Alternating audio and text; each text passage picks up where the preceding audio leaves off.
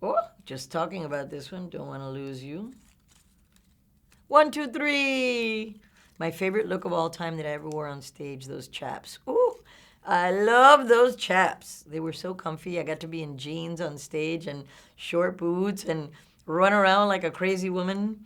And it was a lot of fun. My drummer Kiki wrote this song, and it was very playful, which I loved. It had a very kind of, innocent kind of sensuality to it because it's the girl that's being the aggressor, and I love this song. People still love it. It was really quite a pop anthem for me. And Don't Want to Lose You Again.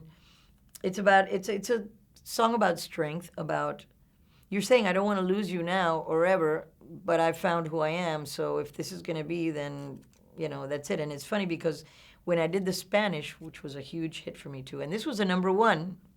Um, was it? It was my first number one record on the pop chart. Don't Want to Lose You. I'll never forget that. I was getting off the plane in Japan. We were going there on tour, and all of a sudden, the whole Japanese Sony was holding up signs. You're number one. So it happened while I was on this plane.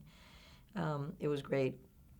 But in Spanish, when I went to do, the Spanish version, it's great to be bilingual because you can't literally translate things. So in Spanish, it's a lot feistier because in Spanish it says, si voy a perderte ya, que sea por vez final, which means if I'm going to lose you again, this is it.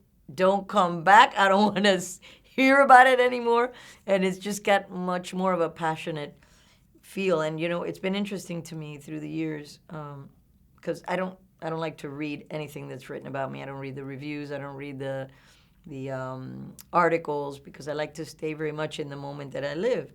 But sometimes a lot of the criticism you get for when you do love songs or ballads is that something is saccharine. That in Spanish doesn't exist.